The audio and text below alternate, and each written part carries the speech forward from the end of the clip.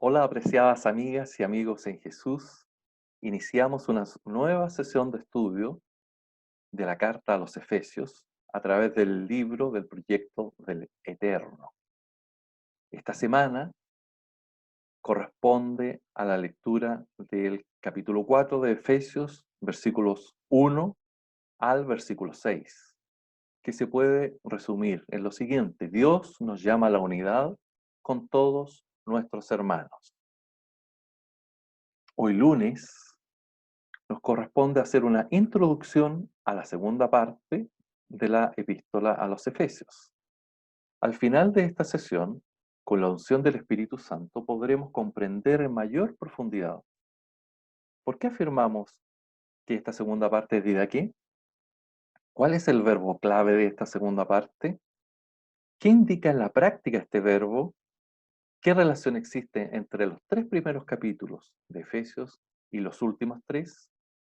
¿Qué importancia tiene esta segunda parte para nuestra vida? Introducción a la segunda parte.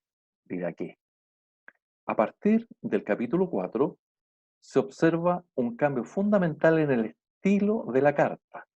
Los primeros tres capítulos fueron escritos en un tono afirmativo, proclamación de la verdad. En cambio, en los últimos tres prevalece el modo imperativo, mandamientos. A modo de ejemplo, en la siguiente lámina leeremos los siguientes textos. Capítulo 4, versículo 1, versículo 17 y versículo 25. Capítulo 5, versículo 1, versículo 3, 18 y 21. Como ya fue dicho en la introducción general, la primera parte consiste en querigma y la segunda parte de la epístola a los Efesios corresponde a didaqué. En esta segunda parte, el apóstol comunica la voluntad de Dios mediante mandamientos muy concretos y específicos, los que requieren obediencia. Su tono es imperativo, pues la realidad que subyace en los mandamientos es que Jesucristo es el Señor y todo discípulo está sujeto a su autoridad. La palabra clave en esta segunda parte es andar, como sinónima de vivir. De modo explícito, este verbo se repite 6 veces en los últimos tres capítulos, pero de manera implícita está presente en toda la segunda parte. Vemos algunos ejemplos que están señalados en el capítulo 4, versículo 1: os ruego que andéis como es digno de la vocación con que fuisteis llamados. Capítulo 4, versículo 17: que ya no andéis como los otros gentiles que andan en la vanidad de su mente. Tenemos algunos ejemplos del capítulo 4 y capítulo 5. Efesios 4, versículo 1: yo pues, preso en el Señor, os ruego que andéis como es digno de la vocación con que fuisteis llamados. Ejemplo en el versículo 17: esto pues digo y requiero en el Señor, que ya no andéis como los otros gentiles, que andan en la vanidad de su mente. Versículo 25: por lo cual, desechando la mentira, hablad verdad, cada uno con su prójimo, porque somos miembros los unos de los otros. Vemos otro grupo de ejemplos ahora en el capítulo 5. Sed pues imitadores de Dios como hijos amados. Versículo 3: pero fornicación y toda inmundicia o avaricia ni aun se nombre entre vosotros, como conviene a santos. Versículo 18: no os embriaguéis con vino, en lo cual hay disolución, antes bien sed llenos del Espíritu.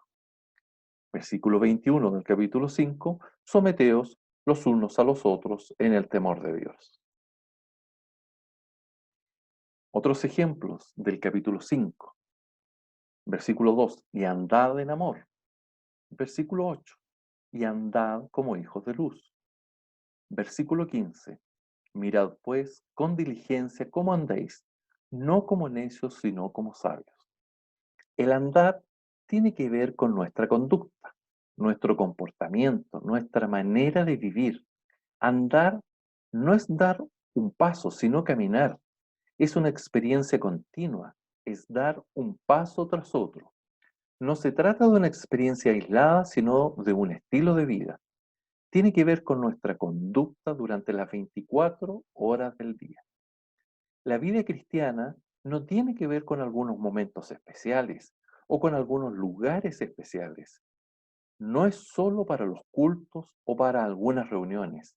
La vida que, que Dios con tanto amor ideó para nosotros tiene que encontrar su desarrollo y expresión todos los días de la semana, en todas las horas del día, en todos los lugares, en todos los ámbitos, en todas las circunstancias y situaciones.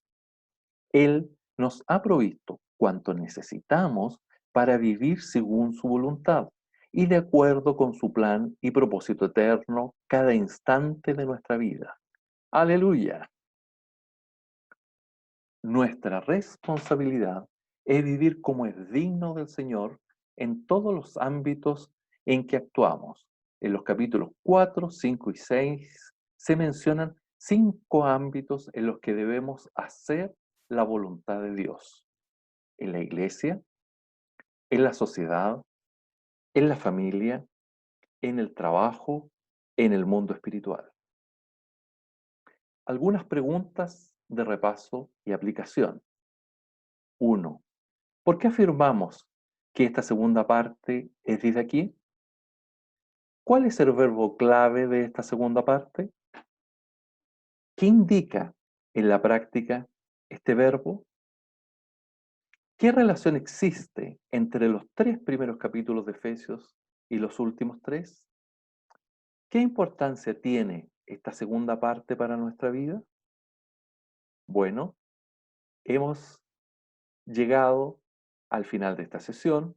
Para mañana martes estudiaremos Efesios 4, versículos 1 al 2, que se resume las principales virtudes que promueven la unidad dentro de la iglesia.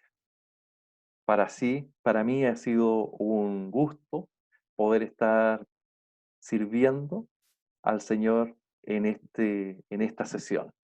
Me despido con cariño. Nos vemos a la próxima. Adiós.